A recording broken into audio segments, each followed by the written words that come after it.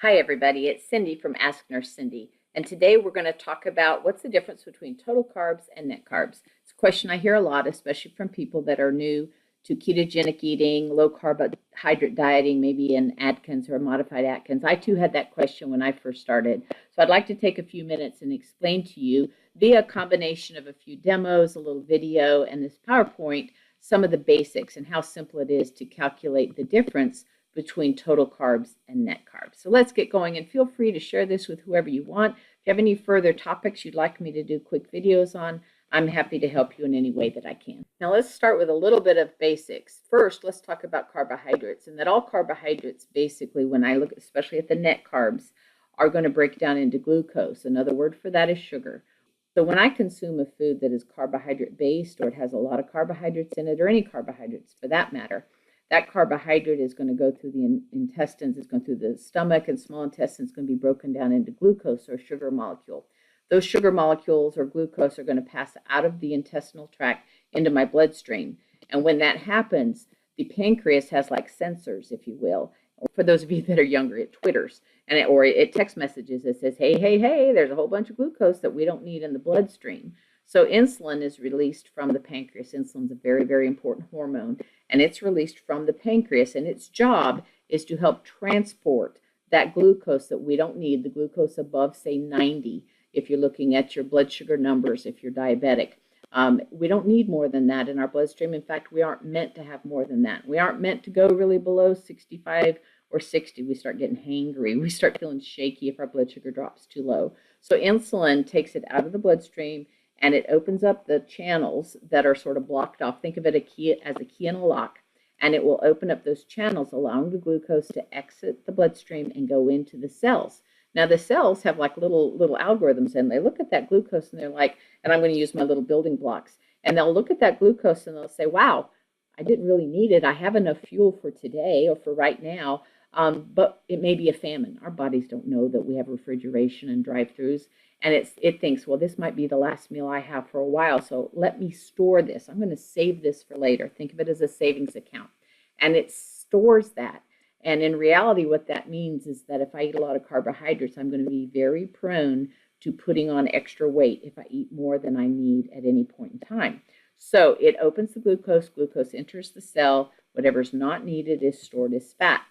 So when I look at, that's just the basics. If you want more about ketogenic or why carbohydrates are best in very limited and natural sources, let me know. But let's talk about our purpose today, total carbs versus net carbs. What is it? When I'm trying to count carbs, what's going on? So I want you to look at the nutritional content. If it's something that's packaged, it will have it on the side or the bottom. And if it is a natural food, then use an app or nutritional book and look up your nutritional content. Now, I want you to please pay attention to the serving size. Very easy, especially if you're eating something that's prepackaged, to not realize that they're talking about a quarter cup. So when you look at that, also look at your serving size, and then I want you to look for the total carbs. And so when you look at that, there's going to be a number of that'll say total carbs or total carbohydrates, and it'll give it to you in grams. Okay, so it'll give it to you in grams of carbohydrate. And then I want you to look if there's any fiber. So back to my building blocks. Total carbs here, I have 5 building blocks. I have 2 of those grams being fiber, and that's the blue.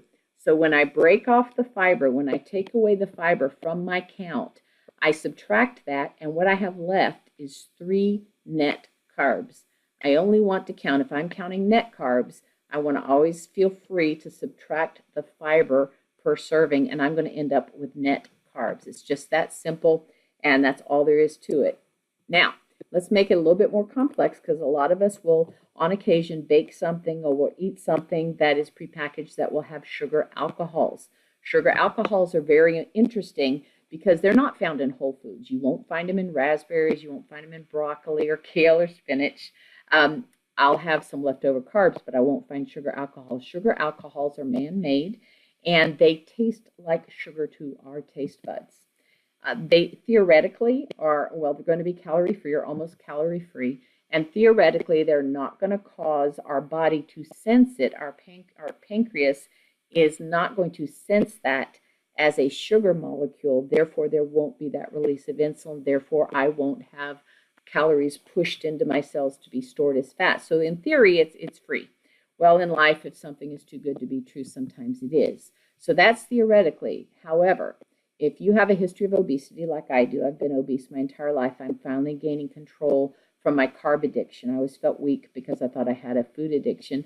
Well, I actually have a very specific addiction, and that's called carbs. When I eat too many of them, I tend to want to have them all the time. So if you have a history of obesity, or you have a history of being told that you have insulin resistance, or that you're pre-diabetic, or especially if you're diabetic, your body may actually look at that sugar alcohol and unfairly interpret it as sugar, and you may end up with an insulin release. So be careful with that. Just be aware. Be a smart consumer. My whole website, Ask Nurse Cindy on Facebook page, and my Ask Nurse Cindy YouTube channel is about informed self-care. As we educate ourselves, we can make the decisions that are right for us. So in conclusion, it's just that simple. When we look at, so I've got the red here as my sugar alcohol. I've got the blue as my fiber. I have the yellow as my actual glucose or carbohydrates. If I am wanting to look at my net carbs, I'm going to take my total count. In this instance, I have 6 blocks. In other words, 6 grams of carbohydrate on my nutritional content. I will remove my fiber. I will remove my sugar alcohol, and what I'm left with are 3 grams of net carbs.